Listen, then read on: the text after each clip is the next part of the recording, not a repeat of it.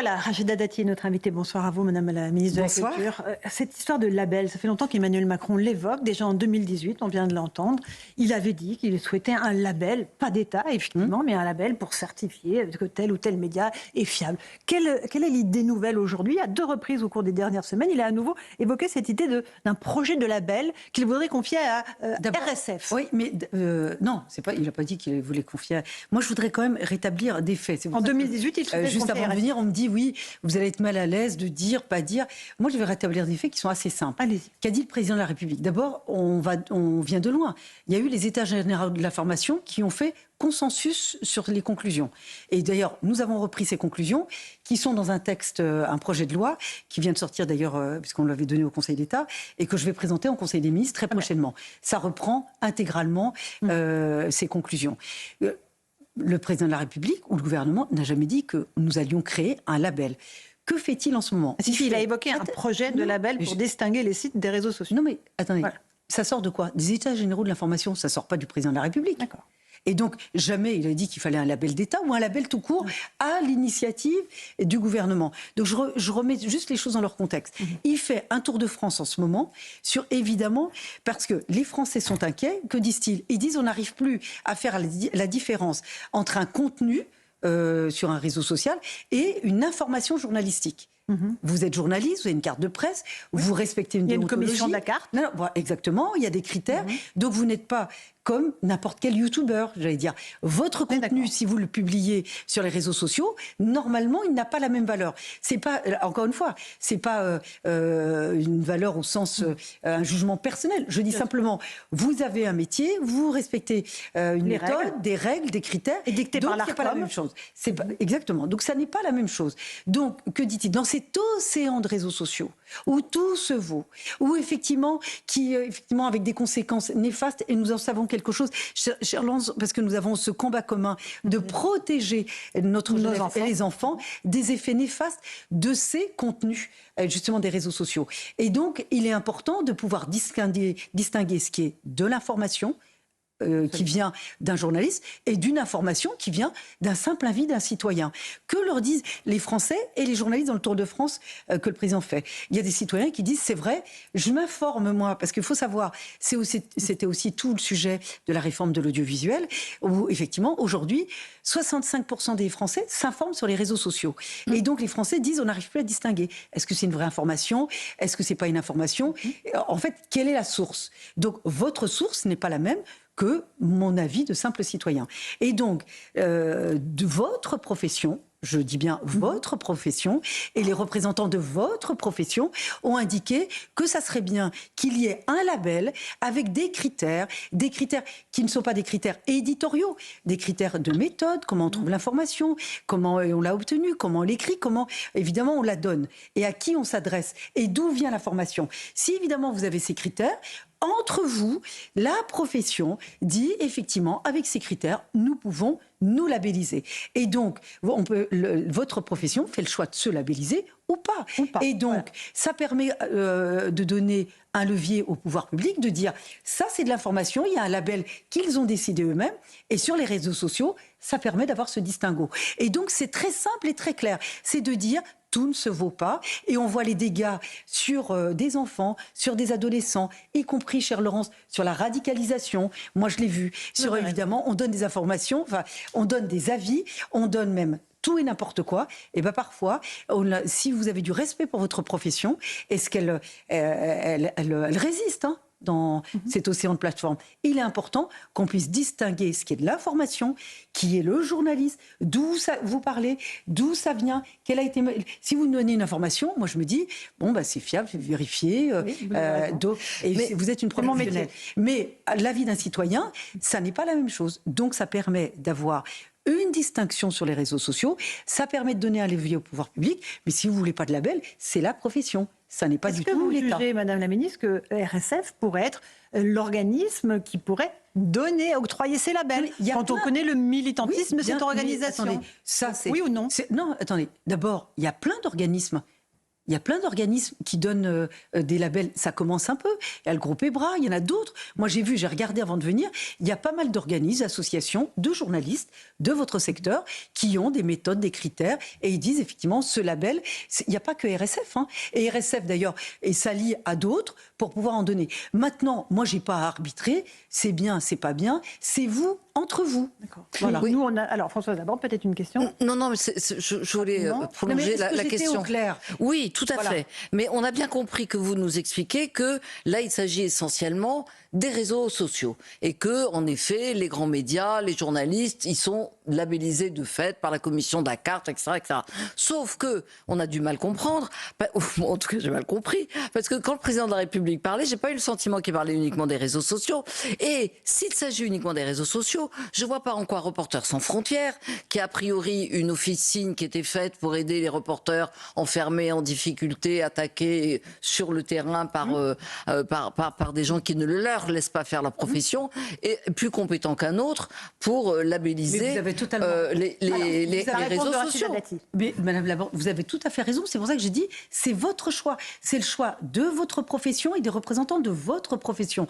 Nous, on ne fait pas l'arbitre des élégances. Si vous considérez qu'IRSF n'est pas, vous ne voulez pas être éligible à leurs critères, il y a d'autres organismes. Vous savez, c'est comme, pardon, hein, je n'y voyais pas de comparaison offensante, mais Veritas, Technique, il y a plein, par exemple, sur la sécurité, il y a plein de bureaux qui peuvent donner un agrément en disant... on est sur une matière qui est l'information, justement, qui n'est pas comparable. Non, mais justement, la diversité des organismes, ça c'est le choix des journalistes. Et des opinions.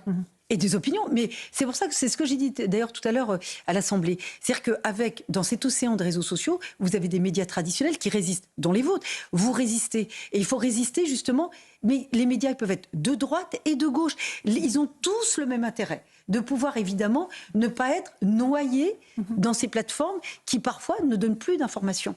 Voilà. Alors, est-ce que vous avez compris que l'Élysée publie hier une vidéo à charge contre notre groupe, Madame Dati, avec des mises en cause ad nominem de certaines de nos incarnations, comme Pascal Praud ou Philippe de Villiers. Est-ce que tout cela est acceptable? Non, mais alors moi, je vais vous dire, je suis très à l'aise et très libre. Parce que c'est ça la liberté d'expression, la liberté de la presse. Le président de la République, il nous dit pas ce qu'on a à faire. Il estime que moi, je suis sa ministre, donc j'ai une mission très précise et je fais les choses. Mais on discute de tout. Quand vous regardez bien la vidéo, elle ne met pas en cause, elle n'attaque pas. Attention, fausse information était marquée. Oui, mais parce que, je veux vous dire, quand vous avez un journaliste sur votre plateau, c'est d'ailleurs pourquoi, c'est pas qu'on vous cible, pourquoi on parle de vous? Parce qu'on considère que vous êtes un média traditionnel, qui aussi, vous êtes des professionnels, vous avez une déontologie, il y a des critères. Donc, quand des choses sont fausses, on dit ça c'est faux. Parce que quand on a un éditorial qui dit le président de la République souhaite labelliser les médias, c'est faux. Voilà. Donc, vous parlez sans doute de Pascal Praud. Oui, mais j'ai son édito sous les yeux, je vais vous le lire. Oui. Qui donnerait ces labels? Point d'interrogation. Oui. Quelles institutions sépareraient le bon grain de l'ivraie? Oui, voilà, justement, mais reprenez toutes les... Moi, je le regarde et je l'écoute, et il le sait très bien, parce que parfois, je lui envoie même des commentaires... En direct, il les dit en direct. Voilà, je vous le dis, et donc j'écoute, parce que, effectivement, moi, j'adore parler avec tout le monde. C'est ma vie, je parle avec tout le monde, j'écoute tout le monde. Parfois, il y a des choses qui vous heurtent, mais c'est la liberté d'expression. Alors, ce qui vous heurte encore plus quand c'est pas vrai, et là, ça vous heurte véritablement, mais c'est cette liberté d'expression. Mais dans son édito, il disait que le président avait annoncé un label d'État. Donc, c'est ça qui est gênant. Donc, il pose des questions. Il envisage un label pour les médias. Il envisage un label d'État pour les médias. Oui. Madame Dati, les choses sont importantes. Oui, mais il dit que le président envisage un label pour les médias. C'est pas le président de la République qui il l'a dit. Non, le président Macron. Mais non, il ressort les conclusions des États généraux de l'information en disant si vous voulez le faire, faites-le. Ça permettra de donner au pouvoir public un critère de distinction, de dire l'avis d'un citoyen, d'un youtubeur lambda ou d'un animateur, c'est pas l'information donnée par un journaliste. C'est tout. C'est que si vous voulez vous labelliser, si vous voulez pas, vous labellisez. En tout cas, vous nous labellisez en venant, Madame Dati. C'est-à-dire Vous nous labellisez en tant que moi, chaîne je parlais des d'information, journalistes. première chaîne d'information Non, de mais France.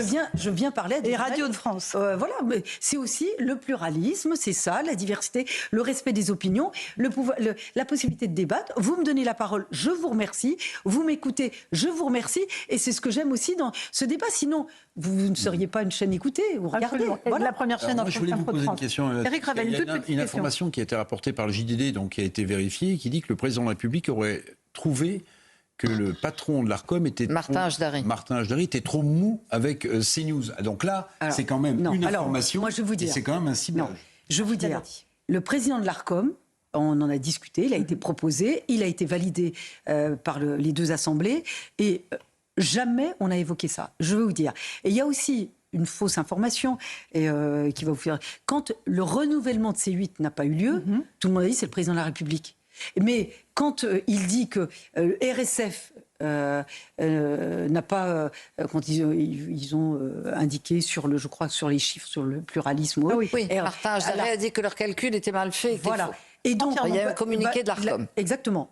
Dans les deux cas, ils l'ont fait en toute indépendance. Vous savez, le président de la République, et je suis très à l'aise pour en parler parce que j'ai travaillé avec d'autres présidents et ma vie a commencé avec d'autres présidents et je me suis engagée politiquement différemment avec une autre méthode de travail et une autre manière aussi de faire de la politique. Il nous laisse une totale liberté. On discute de tout et de tous les sujets. Et donc, il n'est pas à dire celui-ci il est mou et celui-ci il est naze ou celui-ci il est bon ou celui-ci est excellent. Il veut que chacun fasse son boulot.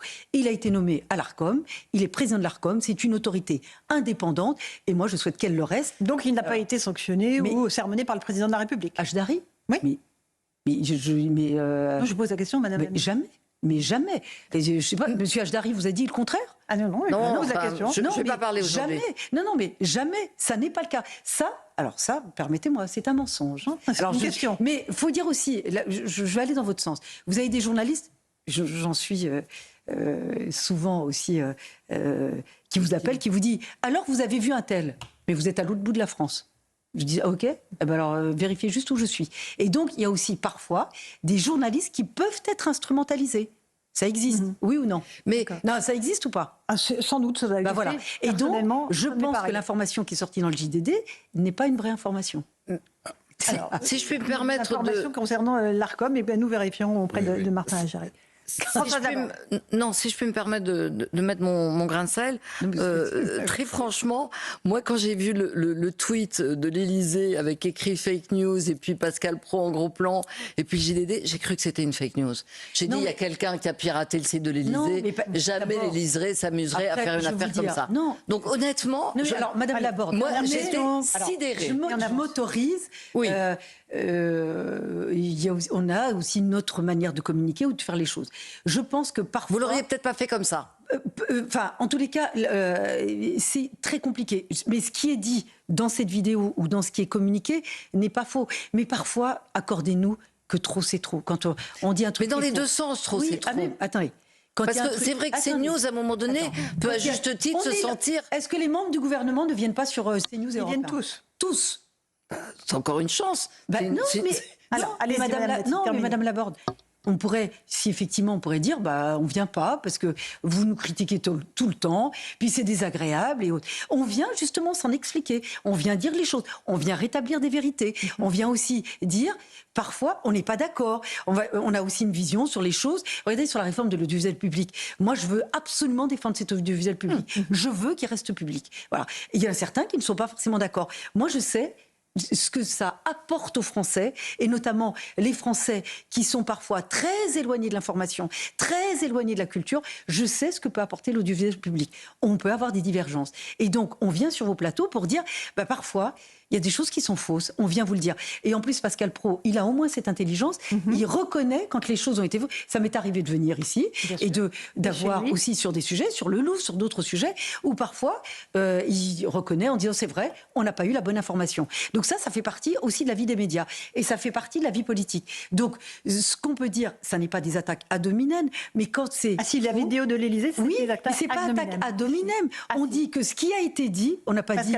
On n'a pas dit Monsieur Praud est mauvais et il est nul. On dit que ce qu'il a dit est faux. Mais il n'a ce pas qu'il a dit que Si, l'État parce que- allait donner des labels aux médias. Excusez-moi, non, Madame Dati. mais le président peut que n'a vous jamais contredire. dit... Non, mais là, je recommence. Et en plus, je dois aller au centre d'architecture parce que j'ai un discours à faire. Non, je recommence. Le président de la République n'a jamais dit, jamais, je répète, n'a jamais dit, l'État va labelliser les C'est vrai, médias. mais Pascal Pro n'a jamais dit ça non plus. C'est ce qu'il dit. Il veut donner un label aux médias. Il pose une question. Non, la deuxième, après c'est une affirmation. Il veut donner un label aux médias. Je vous invite à regarder les conclusions des États généraux de l'information. C'est votre profession. C'est votre profession qu'il suggère. Et quand il fait le tour de France auprès des Français, auprès des journalistes, face à des lecteurs, parce que vous disiez tout à l'heure pour les réseaux sociaux, mais le groupe EBRA, c'est pas des réseaux, c'est pas des plateformes. Tout le monde, le label, il concerne évidemment le groupe. C'est la patronne du groupe EBRA qui spontanément a dit nous, on a décidé d'être labellisés. On a décidé de vouloir justement avoir une certification pour garantir une méthode et une déontologie. Oui, mais si Vous je veux pensez dire, c'est qu'il le faut rôle de rajouter un l'ARCOM. label à l'ARCOM, la Commission paritaire des publications et agences, la Commission de la carte, et donc il faut rajouter encore une Mais moi, instance. je veux dire, c'est les Une quatrième, journalistes. une cinquième mais instance. Est-ce que vous souhaitez être labellisé? Surtout pas. La question se Nous pose aux sommes pour la journalistes. liberté d'expression et la vérité. Et la liberté du label ou pas. Voilà. Très bien. Donc vous avez Voilà, cette rassurez. liberté-là. Donc c'est la liberté de la profession. Elle a été préconisée dans les États généraux de l'information. Il y a un texte de loi que je présenterai au Conseil des ministres et qui sera débattu au Parlement. Donc ce sera aussi un débat. Les journalistes, vous aurez des choses à dire et les parlementaires auront le dernier mot. Très bien, ça sera Voilà. parfait. C'est le dernier mot. Si, allez-y. Françoise. Non, Bon, très bien, allez, Françoise d'abord. Non, j'ai quand même une dernière question. Est-ce que vous pouvez nous dire aujourd'hui qu'il est extrêmement important que dans les médias aujourd'hui, notamment ceux qui sont contrôlés par l'ARCOM, le pluralisme existe et que le pluralisme des opinions, C'est une ça fait partie de la vie de la démocratie? Non, mais c'est une exigence. S'il n'y a plus de pluralisme, vous voulez quoi? Monomédia, on voit ce que ça donne dans certains pays.